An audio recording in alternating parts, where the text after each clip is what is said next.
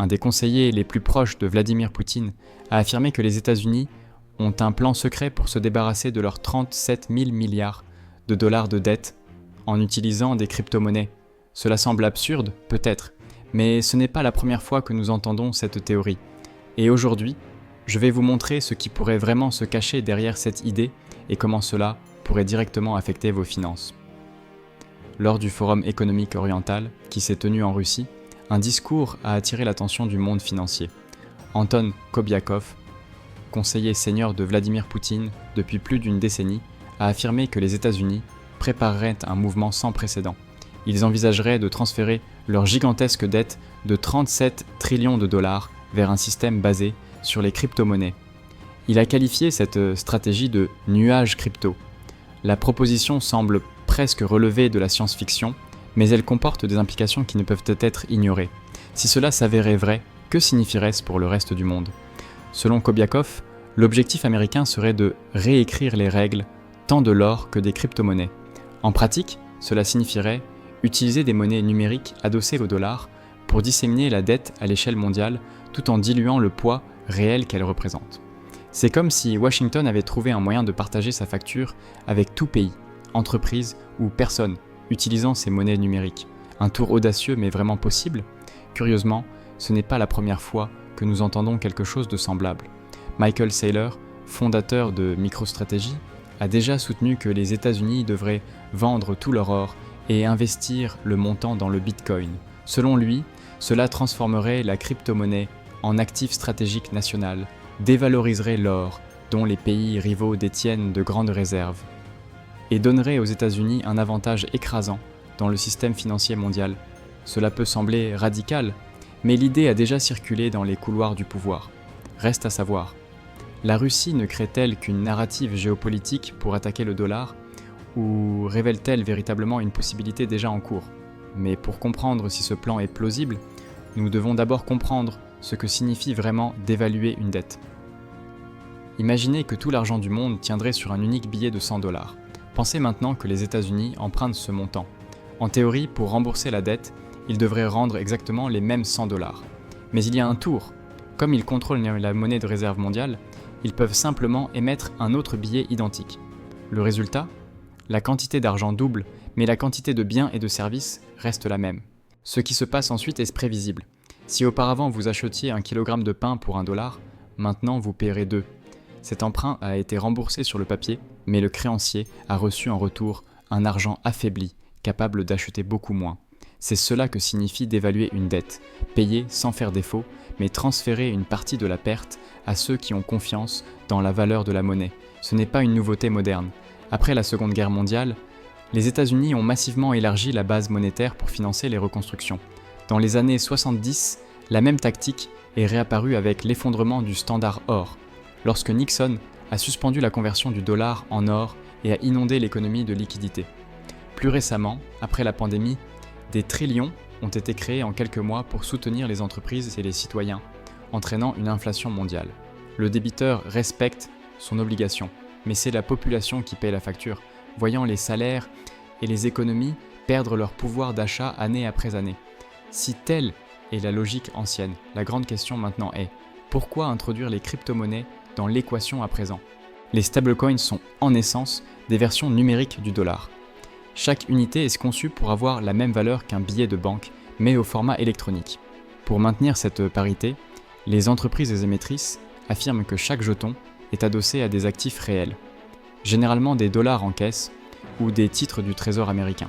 Autrement dit, lorsque quelqu'un utilise USDT ou USDC, il finance indirectement la dette des États-Unis.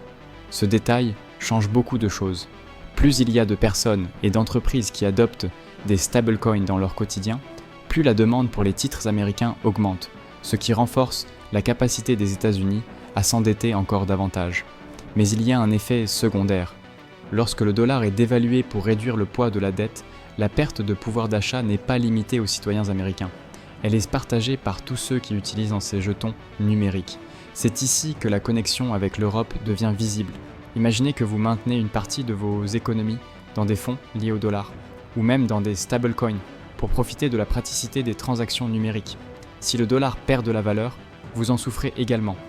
Et l'impact va au-delà des comptes financiers. Les prix de l'énergie, des aliments importés et même de l'immobilier peuvent augmenter comme reflet de cette exportation de l'inflation américaine. Tout cela soulève une question inévitable. Si nous subissons déjà cet effet avec le dollar traditionnel, quel serait l'avantage d'utiliser des stablecoins dans ce même jeu? Mais si cela se produit déjà avec le dollar classique, pourquoi utiliser des stablecoins changerait-il la donne? Et pour comprendre pourquoi les États-Unis pourraient emprunter ce chemin, il est nécessaire de regarder au-delà de la technologie. Le point central est que les stablecoins permettent d'appliquer le même truc que d'habitude, gonfler la monnaie pour réduire le poids de la dette, de manière plus subtile et distribuée. Et cette subtilité a une immense valeur politique. Lorsqu'un gouvernement imprime de l'argent en excès, les effets se manifestent rapidement. Inflation, critiques internes, chute de la popularité. Mais avec les stablecoins, ce coût se propage au niveau mondial. Chaque personne ou entreprise qui conserve des tokens adossés au dollar, sans s'en rendre compte, commence à partager une partie du coût. L'usure politique à l'intérieur des États-Unis diminue, car le fardeau est exporté. Un autre aspect pertinent est la neutralité apparente. Les stablecoins ne portent pas le drapeau de la Maison-Blanche ni de la Réserve fédérale. Ils sont émis par des entreprises privées, souvent situées dans des paradis réglementaires. Cela donne au gouvernement américain quelque chose de proche d'une CBDC camouflée. Un contrôle indirect sans la résistance politique qu'une monnaie numérique d'État susciterait. Le récit est simple. Il s'agit d'innovation de marché, pas de politique monétaire imposée. Mais est-ce seulement une commodité réglementaire? En pratique, cela signifie que les États-Unis peuvent maintenir le centre du système financier mondial sans avoir à annoncer quoi que ce soit officiellement. Pendant que d'autres pays discutent d'alternatives au dollar, des millions d'utilisateurs à travers le monde utilisent déjà des versions numériques de celui-ci au quotidien, souvent sans s'en rendre compte. C'est comme piéger le monde dans un filet invisible. La grande question est, les autres pays vont-ils accepter passivement ce scénario? Ou y aura-t-il une résistance concrète contre l'expansion de ce modèle? Si les États-Unis font vraiment cela, comment le reste du monde réagirait-il? Si les États-Unis envisagent d'exporter une partie de leur dette à travers les stablecoins, le reste du monde ne reste pas inactif à regarder. Il existe des signes clairs de réaction. L'un des plus évidents est l'achat agressif d'or par les banques centrales au cours des dernières années. La Russie, la Chine, l'Inde et même des pays du Moyen-Orient ont accumulé des réserves de ce métal à des niveaux records, et cela ne se produit pas par hasard. L'or est considéré comme l'actif neutre par excellence, échappant au contrôle de tout gouvernement spécifique. Ce mouvement est un reflet direct de la méfiance. Même si les émetteurs de stablecoins publient des rapports périodiques, aucun pays étranger ne peut auditer avec certitude à 100% si tous les tokens sont réellement adossés à des dollars ou à des titres. Cette opacité crée une insécurité. Après tout, faire confiance aux rapports d'entreprises privées américaines signifie, en dernière analyse, accepter à nouveau la parole de Washington. L'histoire a déjà montré comment de telles promesses peuvent être rompues. L'exemple le plus emblématique remonte à 1971. Jusqu'alors, chaque dollar était en théorie convertible en or. Mais Richard Nixon a unilatéralement mis fin à ce lien, rompant la confiance mondiale et inaugurant l'ère des monnaies fiduciaires pures. Pour de nombreux pays, cet épisode a constitué le plus grand rug pull monétaire de l'histoire moderne. Et si cela s'est produit une fois, pourquoi cela ne pourrait-il pas se reproduire, cette fois avec des stablecoins? C'est pourquoi divers gouvernements préfèrent renforcer leurs réserves en actifs tangibles, qui ne dépendent pas de promesses extérieures. L'or, les terres rares, le pétrole et même les participations dans des entreprises stratégiques font partie de ce portefeuille de défense. C'est une leçon pratique qui vous concerne également. Maintenir une partie de votre patrimoine en actifs réels protège contre des manipulations invisibles. Cela peut signifier tout, depuis l'achat de quelques grammes d'or physique jusqu'à l'investissement dans des biens immobiliers. Les crypto-monnaies entrent également dans cette équation. Le Bitcoin peut être une réserve de valeur à long terme, tant qu'il est considéré comme une protection et non comme un pari spéculatif.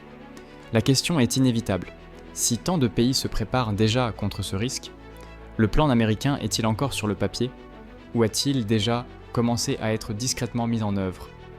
L'idée d'utiliser les crypto-monnaies comme arme stratégique des États-Unis n'est pas née uniquement de la bouche d'un conseiller russe. L'un des défenseurs les plus connus de cette vision était Michael Saylor, que nous avons mentionné précédemment. Le gouvernement, cependant, n'a pas emprunté cette voie. Sous l'administration Trump, il n'y a jamais eu de mouvement officiel pour accumuler du Bitcoin à l'échelle nationale. Publiquement, Washington a rejeté l'idée d'utiliser des fonds publics pour acheter des crypto-monnaies. Mais cela signifie-t-il que le sujet est mort là? L'histoire récente montre que non. En pratique, c'est le secteur privé qui a assumé cette fonction. La propre MicroStrategy s'est transformée en une sorte de proxy du Bitcoin, accumulant des centaines de milliers d'unités de la monnaie numérique. Ce type de mouvement ne passe pas inaperçu. Si le Bitcoin, à un moment donné, se consolide comme réserve stratégique mondiale, le gouvernement américain peut simplement entrer par la porte de derrière, acquérant des participations dans des entreprises qui ont déjà fait le travail sale. Après tout, c'est un modèle récurrent.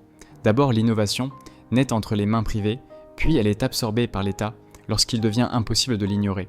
Pour vous, la leçon est claire. Observer uniquement les annonces officielles des gouvernements peut être insuffisant. Souvent, les signaux les plus importants proviennent des entreprises qui se positionnent en premier. En fin de compte, le jeu consiste à comprendre ce qui se passe en coulisses pour ne pas être pris par surprise. Tiens que la Russie accuse les États-Unis de planifier d'utiliser des crypto-monnaies pour réduire leur dette de 37 trillions de dollars.